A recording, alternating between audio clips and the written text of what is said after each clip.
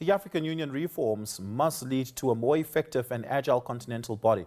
This is according to African Union Commissioner for Agriculture, Rural Development, Blue Economy and Sustainable Environment, Moses Vilakati. The African Union has been criticized for failure to respond to challenges facing the continent. Vilakati told SABC News that the challenges of immigration are as a result of many factors that include climate change. Vilakati spoke to SABC News specialist correspondent Sofu Mukwena on the sidelines of the AU summit in Addis Ababa, Ethiopia. Commissioner, thank you for your time. A very important gathering. What were the highlights of the summit? Thank you very much. The highlights of the summit, one was the appointment of the new AU chair. As you know that the previous chair, the president of Angola, his term had come to an end. So a new one came in, who is now the president of Burundi. That's very important because there's that transition all the time to make sure that then we can fulfill the agenda of the African Union, particularly the agenda 2063. The second critical issue, obviously, was the launch of the theme for the year, because that's very, very important, which was, you know, as you might have seen, it was well received. Everyone is talking about the issue of water and sanitation, because water goes hand in hand with sanitation.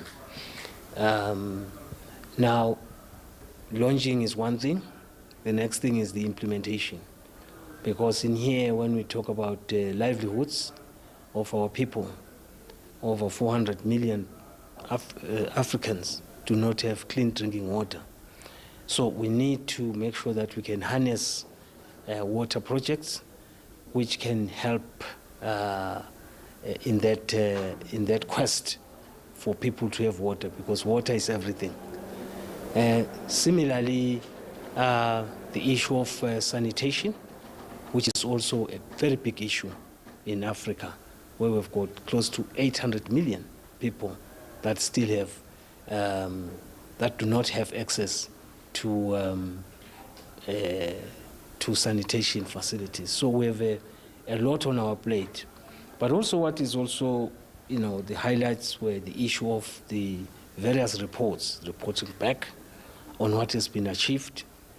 As you are aware, the issue of peace and security is still a major issue in Africa, with some countries, you know, the conflicts here and there.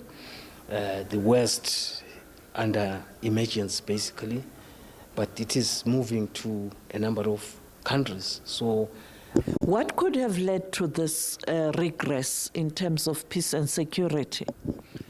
I'm not an expert in that, but from afar, you realize that climate change is part of that, because once there's competition for land becoming a desert, there's no food, people tend to then get into conflicts. You are talking about the Sahel in particular. Yeah, the Sahel, but when you look at it from a food security perspective, for me, I've argued ever since I was here that let's address the root causes, because one of the root causes is unemployment, where our youth in particular are unemployed. The second one is food insecurity. I always say here that a hungry person is an angry person. So if we try to resolve those as the sources of conflict, I'm sure we would reduce them. Obviously, the third one is the issue of minerals, you know, because you find that it's the giants that they want to grab.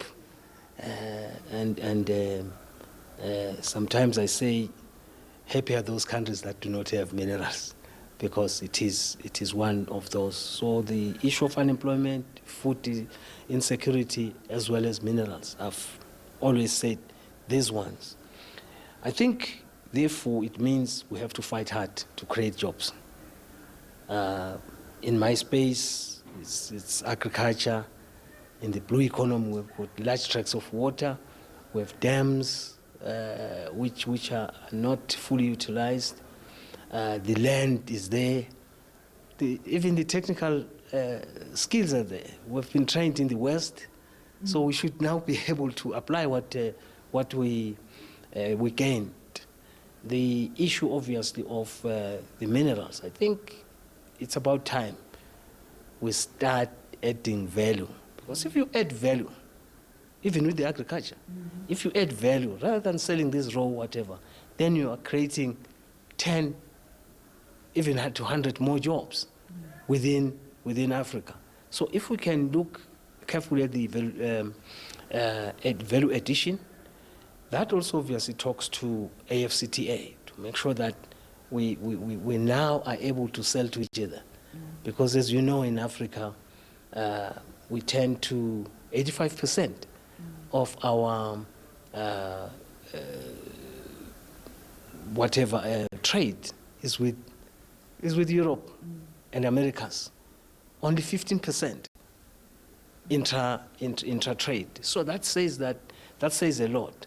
But it then also requires the issue of infrastructure, because for you to take goods and services from Southern Africa to Central Africa, you need goods. You need that infrastructure. So we are always very happy to see projects like the Lobito from Rwanda to Zambia, as well as the other one from Zambia to Tanzania. But then I think we also now need to look at how we can then get down south from the same, so that this becomes nodes. But again, go up north, so that then there's a free flow of trade. The third one, obviously, is that in that regards, is the visa regime. If me and you cannot travel to particular countries and expect the truck carrying goods and services to travel there, how do we expect that to happen? So we need to look at those things, and then Africa will then be able to trade amongst itself. As we wrap up, is there a political will from leaders to implement decisions and resolutions taken here? Because we've been talking about the integration of the continent for how many years now? More than 5 decades, since Kwame Nkrumah, Haile Selassie, and the others spoke about it. But secondly, is the continent ready, the people of the continent? I mean, if we can't achieve regional integration, how do we achieve the continental integration? And therefore, is there a political will?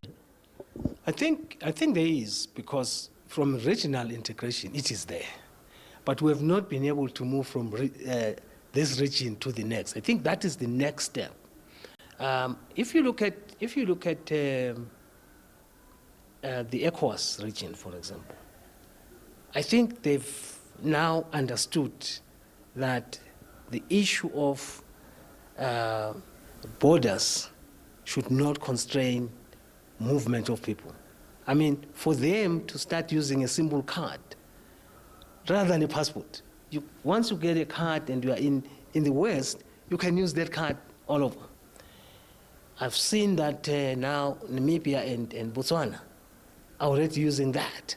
So it's a good start. So we now need, for example, through the SADC states to say, why can't we now emulate what is obtaining in the West? Okay. But when you look at citizens, for example, in South Africa, South Africans right now are saying our infrastructure can't cope. The biggest city on the continent, Johannesburg, we have water crisis, because when you look at the population now, including South Africans and people coming from other countries. The infrastructure can't cope, and therefore the nation is restless because there's now fight for resources.